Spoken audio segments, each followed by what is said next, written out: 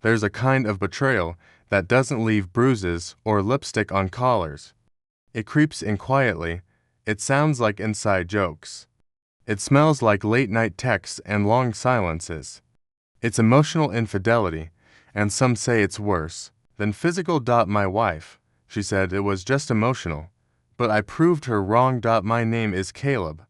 I'm 36, father of one, husband of 9 years, or at least, I used to be. My wife, Emily, and I met in college. She was bright, artistic, and full of life. The kind of woman who danced in the kitchen while cooking and could cry at a sunset. I was the practical one.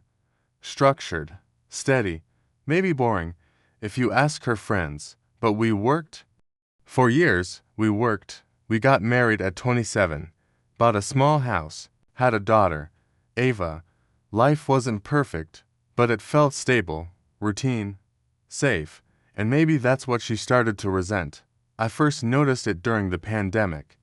Like many couples, we were stuck together constantly, working from home, parenting from home, living in the same 1,200 square feet every single day. She started spending more time on her phone, more time in the guest room reading, more time laughing at things I didn't say. One night, I walked past the guest room and heard her whispering, soft laughter. I didn't think much of it until I heard a name. Derek. That name would haunt me for months. I didn't confront her right away.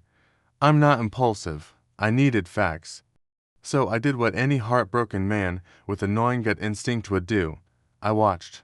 I waited. I listened, and I started checking the phone bill.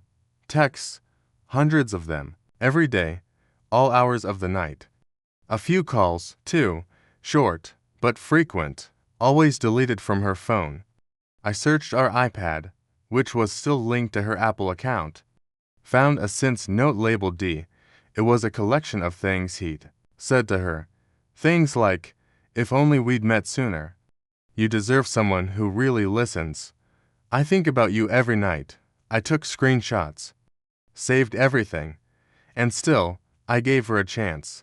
One night, over dinner, I looked her in the eyes and said, "Is there something you want to tell me?" She paused, stirred her spaghetti like it was suddenly fascinating, then looked up and smiled gently. "No, why?" I nodded.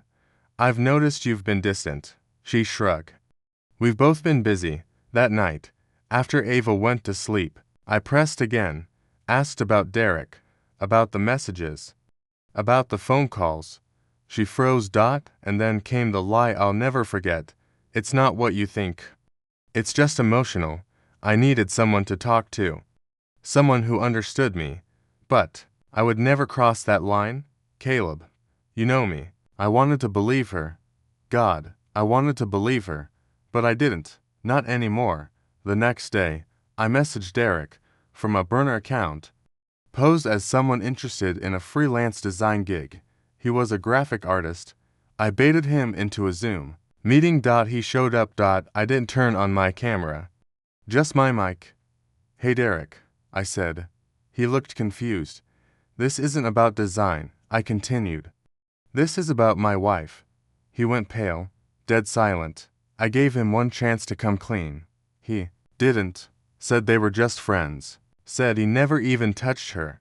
So I sent him screenshots of texts, of saved photos. Of a selfie he sent her shirtless, captioned, "Wish you were in this bed with me tonight." He hung up.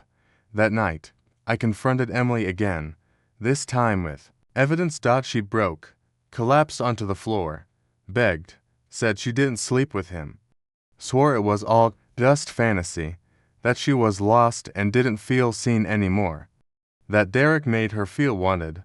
I asked her if I didn't make her feel wanted. She said, "You make me feel safe, but not alive." That was the moment she lost me. Not when she lied, not when she cheated, but when she made me the villain in her betrayal. I moved out 3 days later, filed for divorce 2 weeks after that, and fought for full custody of Ava, not to punish Emily, but because I didn't want our daughter raised in a house where love and lies lived side by side. We now share custody. I get Ava most weeks. She's happy, loved, and knows that her dad will never lie to her. As for Emily, she tried to rekindle things after Derek ghosted her, which he did shortly after our call. Apparently, she was more exciting when she was unavailable. Funny how that works. She still texts me occasionally, says she misses me, that I was the best man she ever had, and maybe I was, but I wasn't enough, not for the her she became. So yes. She said it was just emotional, but I proved her wrong. It was real. It was cheating. It was a choice, and now she's alone. I'm healing. And every time I tuck my daughter into bed, I remember something Derek will never understand. You don't need to cross a line to destroy a marriage. You just need to forget where the line is.